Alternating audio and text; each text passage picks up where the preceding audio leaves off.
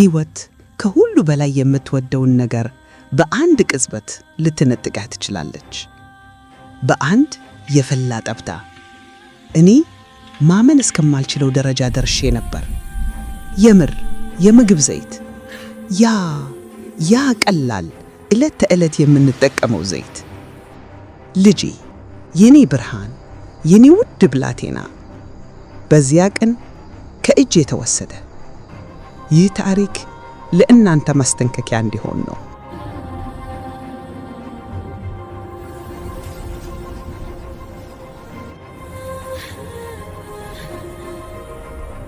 የዛ ቀን ጠዋት ልክ እንደ ማንኛውም ቀን ነበር። ፀሐይ ወጣለች። ቡናዬን እየጠጣሁ ብላቴናዬም ደግሞ በደስታ እየተጫወተ። 4 ዓመቱ ነበር። በጣም ፈጣን፣ በጣም የማወቅ ጉጉት ያለው። ሁሌም ከእግሬ ስራ አይጠፋም። እማዬ ይሄ ምንድን ነው? እማዬ ለምን እንደዚህ ሆነ ብሎ ይጠይቅ ነበር። ዛሬ የሱ ተወዳጅ ምግብ ድንች ጥብስ የሚሰራበት ቀን ነበር። ዘይቱን እንደማውጣው ሲያይ አይኖቹ በደስታ ተሞሉ። ምን እንደሚያስብ አላቅም ነበር። ዘይት ለሱ አስማት መስሎ ታይቶት ይሆናል። ያ የሚያበረቅርቅ ፈሳሽ። ከፍተኛው ስህተቴ ከኩሽና ለ30 ሰከንድ መውጣቴ ነበር። ስልኬን ለማንሳት ስልኩን ስመለከት መልእክቱ ምንም አስፈላጊ አልነበረም።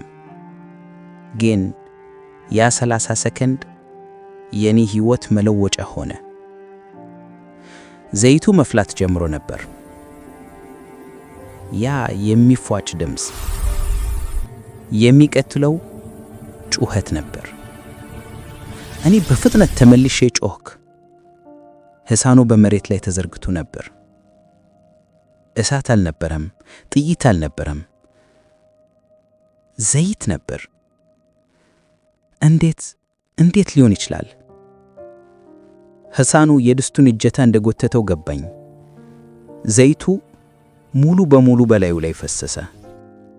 የማውቀው አሁን መሮጥ እንዳለብኝ ብቻ ነበር። ሆስፒታል፣ ያ የጩኸትና የጸሎት ቦታ።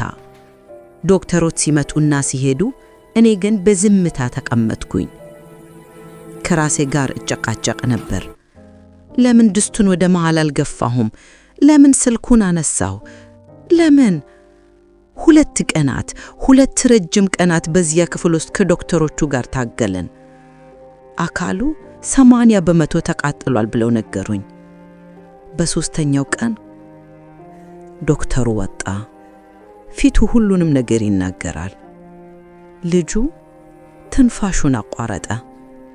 ያ የሕፃን ንጹሕ ድምፅ ለዘላለም ዝም አለ።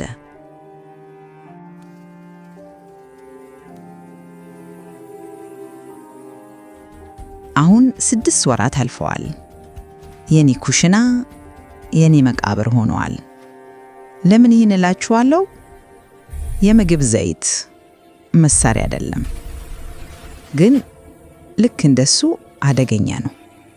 እናቶች፣ አባቶች፣ ሞግዚቶች በፍጹም ድስቱን የእጅ መያዣውን ወደ ውጭ አትተውት። ልጆቻችሁን እንደኔ አታጥፉ። ልጁን ከአንዴ በላይ ይጠብቃለሁ ብላችሁ አታስቡ።